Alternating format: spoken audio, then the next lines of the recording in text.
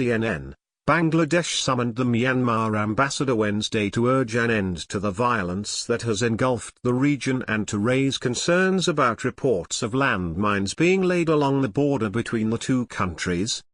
At least 146,000 ethnic Rohingya Muslims have fled to Bangladesh from Myanmar since August 25, according to Muhammad Abdikar, Director of Operations and Emergencies at the International Organization for Migration. The United Nations expects that number to jump to 300,000 by the end of the year. On Wednesday, a senior Bangladeshi border guard, who did not want to be named, told CNN that one of his guards reported an incident from Monday in which two Rohingyas fleeing Myanmar were injured by separate landmines. They were carried across to the Bangladesh side of the border and are now in a hospital receiving treatment. That happened on the Myanmar side in the north of the border area, the senior border guard said. Some mines were placed there, then someone stepped into it, and it exploded, and a few Rohingyas got injured, he said, adding that a woman lost her leg and a boy also suffered injuries. It's possible the Myanmar military has planted the mines. There is no one else who could do it, he said. The senior guard said some of the Rohingyas had learned how to defuse the mines. A humanitarian official in the city of Cox's Bazar, Bangladesh, confirmed hearing reports of landmine injuries. More than 400 killed in recent violence. At least 414 people have now been killed in violence in Rakhine State in recent weeks, according to a statement published by Myanmar's government. Myanmar state media has blamed local terrorists for placing mines in Rakhine State, where Rohingyas are concentrated, although not specifically on the border. Photos of a Rohingya man holding mines on the Myanmar side of the border were sent to CNN by activists and examined by a mine expert, who confirmed that the two objects are PMN-1 anti-personnel devices. I can state with 100% certainty that the two objects being held up in the photograph are PMN-1 anti-personnel landmines, said Chris Clark, Global Director of Operations at UK-based Safe Area Clearance Group, who said the Russian-made devices are one of the most common types of landmines around the world. The fact that it is in Myanmar is not at all unusual. It would be extremely usual for them to have access to that type of mine. That is most certainly not a handmade mine.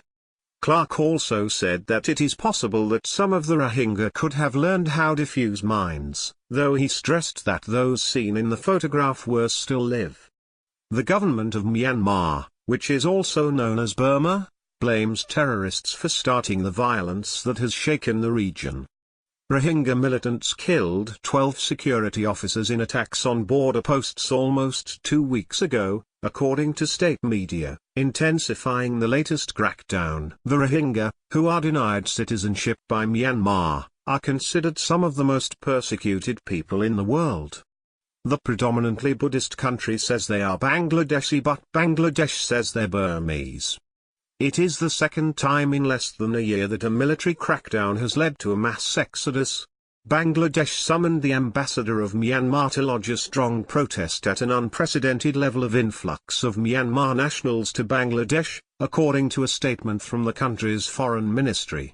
This new influx is an unbearable additional burden on Bangladesh, which has been hosting around 400,000 Myanmar nationals who had to leave Myanmar in several rounds in the past owing to communal violence and repeated military operations, the statement said.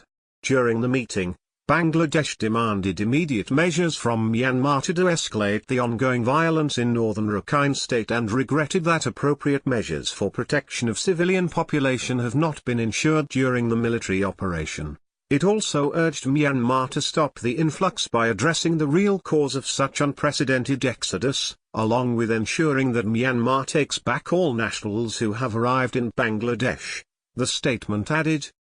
The news came as Myanmar's leader Aung San Suu Kyi made her first public comments on the plight of her country's Rohingya minority since the latest violence began following conversations with both Turkish President Recep Tayyip Erdogan and Indian Prime Minister Narendra Modi. Suu Kyi issued statements that made it clear she was determined to deal with the terrorist problem in Rakhine State.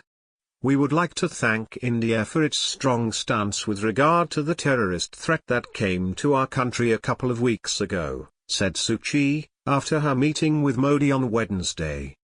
We believe that together we can work to make sure that terrorism is not allowed to take root on our soil or on the soil in any neighboring countries.